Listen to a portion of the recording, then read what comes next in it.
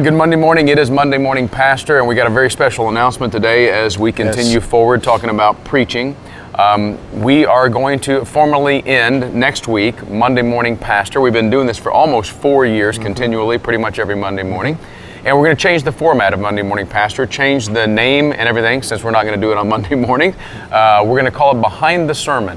And what we hope to do is to develop something and talk together about, how to craft better sermons and what's behind the sermon. You see the sermon on Sunday morning, but what's behind it? So this is really an opportunity for young preachers or guys who just love preaching or anybody who's just a fan of preaching to tune in. We'll start this Tuesday, October 13th will be our first Behind the Sermon. But today and the next 2 weeks we do Monday Morning Pastor. So be paying attention for that one. It's a great segue because I really want to take you behind what you did yesterday, Mike. There's something that you laid on my heart. Last Monday, we have a study group. Right. Our viewers may know that. We meet at 1:30, I guess, on Mondays, and routinely our preaching team comes together. But you said something about wanting to serve fresh bread, and it got me thinking, now that we started this all-church study, you had tackled Acts 4 back in 2014 in India, in Demo, graduation ceremony there. Yeah. We were there together. And then the North American Convention this past summer, you also was this same text, wrestling with this. Yeah. But you said something about, I'm just going to move away from that. I'm going to try to hear this text as if it were spoken to me for the very first time. I want to start there. Well, again, I think that's really important for young preachers particularly, but for every preacher. If you preach for 30 or 40 or 50 years, you're going to come to text over and over and over again. I joked last week about you're going to preach Luke 2, you're going to preach the Nativity, you're going to preach the resurrection in John 20, over and over and over again. And the temptation, and what many people do, I fear, is that they just preach what they've preached before, right? Right. But my tact has always been, leave those notes aside. I did not go and look at any of my notes last week, and you can attest that I came up with a totally different outline. Man, yeah, fresh. And I just feel like because time has separated, the audience is different, I'm different, I've grown, the Spirit may be wanting to say something different in that setting, that you need to give yourself an opportunity to get in that text and let it be fresh. So the sermon from Demo, the sermon at the North American, and the sermon this last Sunday, though they were all from Acts chapter 4, they were totally different sermons. And plus, I'm a guy that likes to be fresh anyway, so I don't want to be bored with the sermon I'm getting ready to preach, right? And so that's really important. If I'm bored, everybody's going to be bored. So that's how we kind of approach it. And I don't use a whole lot of my former notes and that kind of stuff. Okay, what we did yesterday, launching this 7-part We Speak series, Acts 4, you mentioned that, Mike. I want to start with just your first impressions of starting what we call an all-church study here at Eastview. First impressions. Yeah, first of all, for me, there's a relief because we've been talking about this for a long time. We've been promoting this, and finally we can go, okay, let's start this thing.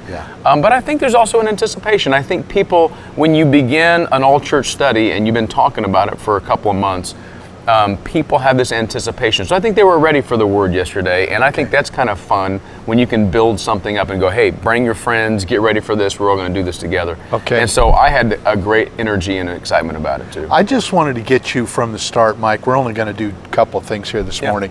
To talk about what you called, I think you called it this, or I manufactured it in my brain. You made it up. Sometimes my best lines in a sermon are what people hear that I didn't actually say. You talked about a world dialogue. You said we speak in an age of talk, and I just wanted to give you a chance to set that up in light of this new study. A lot of our young preachers out there recognize there's a lot of talk going on out there. And I just think it's important for us to recognize that maybe more than any other time in history, you could go back in history and you could say in first century in the Roman Empire, there were a lot of silent people who had no voice, no say. They couldn't post or tweet or do anything, right? We live in a culture where everyone, we've talked about this, everyone is published. Everyone gets a voice.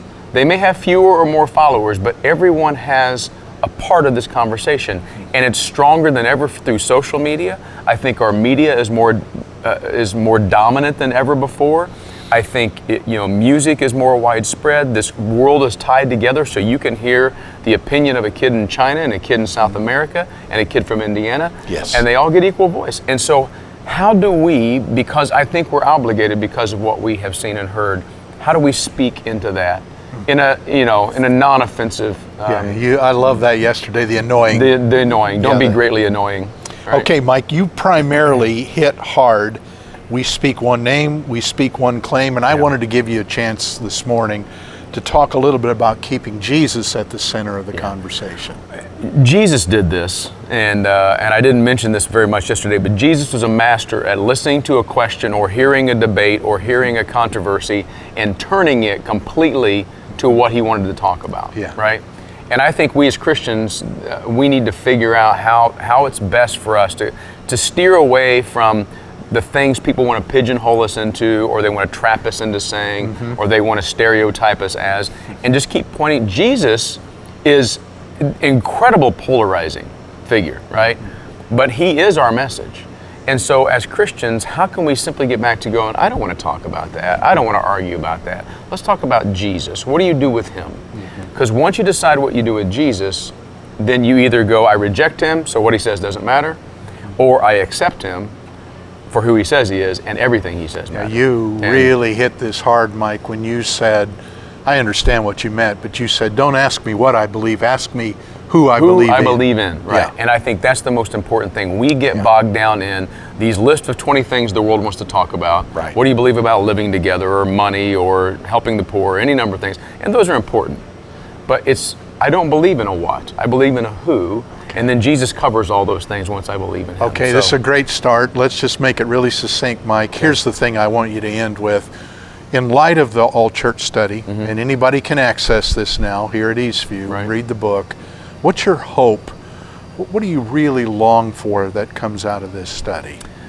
Well, I hope that in this town particularly, but throughout all the country and the world, that every Christian will have the confidence and the boldness to go, I have a voice. I may only influence 5, but if just think about this. If we could get 4,000 or 5,000 people to add their voice to the conversation, what kind of influence does that make on the culture? And so, one voice at a time, one conversation at a time.